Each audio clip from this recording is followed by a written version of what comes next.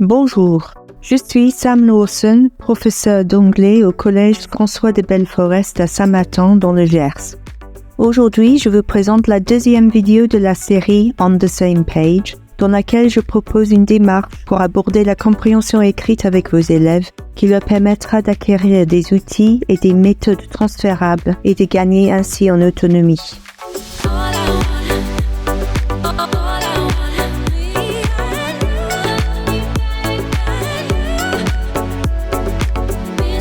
J'ai choisi cette fois-ci de travailler sur un document qui convient à une classe de collège. Il s'agit d'un extrait du roman Holes de Louis Sachar. Vous trouverez en description de la vidéo un lien vers le document PDF qui reprend le détail de toutes les étapes de l'étude du document, à savoir les repérages et les hypothèses émises par les élèves, leurs possibles productions orales, les traces écrites, les PRL et les phases de travail sur le lexique. Je commencerai par vous expliquer pourquoi j'ai choisi le document qui fait l'objet de cette étude, avant de détailler la mise en œuvre de la compréhension.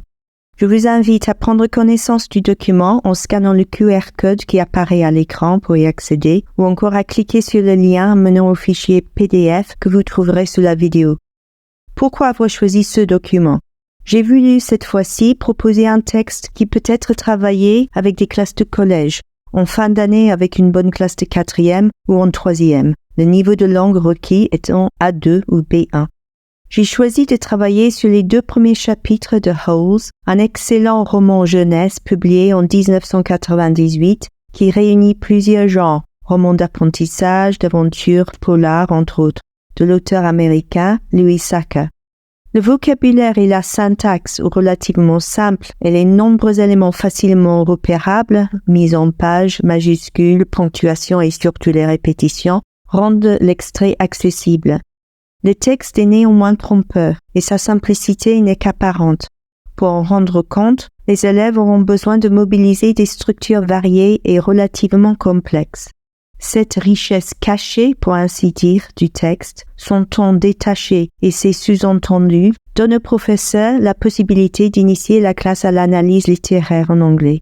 Cette démarche, basée sur des repérages simples, des déductions, de la réflexion et de l'ambition langagière, vise bien évidemment à donner de bonnes habitudes aux élèves et à leur fournir des outils qu'ils apprendront à utiliser de façon de plus en plus autonome. L'observation de la mise en page et le repérage du paratexte en bas de la page sont les premiers réflexes à faire adopter par les élèves pour qu'ils puissent comprendre la nature du texte.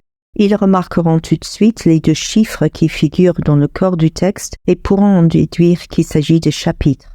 Il conviendra ensuite de leur faire opérer les repérages de majuscules, de chiffres et d'italiques dans le paratexte. Ce travail leur permettra d'identifier le document comme l'incipit d'un roman et attirera leur attention sur le titre du roman, Holes, qui s'avère être un mot-clé répété dans l'extrait. Titre autoréflexif, nous le verrons, qui renvoie non seulement à l'activité principale des malheureux personnages, mais aussi à celle de l'auteur et enfin du lecteur. En effet, le roman oblige le lecteur à effectuer un travail de détective pour combler les trous créés par l'organisation du récit. Les premiers indices se cachent dans la description du cadre que constitue le premier chapitre du roman et où n'apparaît pas encore le héros adolescent. Commençons donc par le premier chapitre et les repérages qui permettront aux élèves d'appréhender la nature du cadre dans le récit.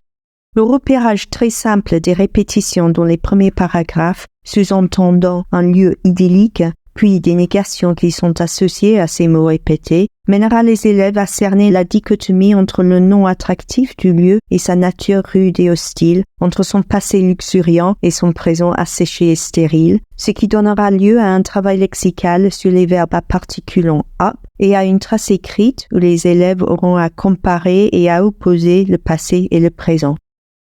Une fois le cadre identifié, il conviendra de se concentrer sur les habitants de ce lieu effrayant. Le repérage des mots répétés dans la suite du premier chapitre fera ressortir la présence de scorpions et de serpents à sonnette, l'explication du nom de ces derniers pouvant donner lieu à un travail lexical sur les mots composés, et aussi la présence de compeurs, ce qui à son tour permettra une étude du suffixe ER ajouté à des verbes ou des noms. Une fois l'habitant humain identifié, il suffira de faire se pencher les élèves sur les mots associés à chaque occurrence du mot camper pour qu'ils trouvent tout d'abord le nom de l'antagoniste du roman, The Warden ou la directrice. Le travail autour de la seconde occurrence permettra aux élèves d'élucider l'occupation principale des campeurs et de comprendre la nature de leurs interactions avec la directrice. Enfin, la troisième occurrence permettra de se focaliser sur le nom de la troisième bête mentionnée, qui est encore plus horrible que les scorpions et serpents déjà repérés, le lézard dont la morsure est mortelle. Encore une fois, son nom peut donner lieu à une étude lexicale, cette fois-ci des adjectifs composés qui se forment de la même façon que yellow spotted. Tous ces repérages et les hypothèses et déductions qu'ils appellent mèneront à une trace écrite articulée tout naturellement autour d'un travail sur les superlatifs ainsi que les hypothèses simples pour expliciter les dangers qui guettent les campeurs. Les élèves auront compris le rôle primordial du cadre dans le roman et l'importance de l'hostilité des lieux. Il conviendra ensuite d'aborder le deuxième chapitre et de faire opérer par les élèves le personnage principal. Encouragez-les à expliquer pourquoi ils pensent qu'il s'agit effectivement du personnage principal, malgré son apparition tardive. Encouragez-les aussi à réfléchir aux raisons qui ont pu pousser Saka à retarder l'identification de son héros et à aller ainsi à l'encontre de la convention narrative. Le repérage du mot répété « boy » et des adjectifs qui y sont associés permettra aux élèves de déduire la nature du camp, tandis que le repérage du commentaire du narrateur mènera à une discussion sur la probable opinion de celui-ci concernant le châtiment corporel et les conditions ardues de détention. Les derniers repérages seront articulés autour de la ponctuation remarquable présente dans le chapitre 2 et permettront aux élèves d'émettre des hypothèses concernant tout d'abord les motivations du personnage principal, puis les raisons de ses choix, et l'ironie dramatique que la connaissance par le lecteur du cadre hostile, alors que le personnage l'ignore encore, provoque. Il sera ensuite aisé de passer, grâce au travail effectué sur l'incipit tout entier du roman, à une anticipation de son probable contenu et aux questions que se pose le lecteur. La trace écrite récapitulative doit comprendre une réflexion sur l'effet sur le lecteur de toutes les techniques mises en œuvre par l'auteur et identifiées grâce au repérage et aux hypothèses qu'ils appellent.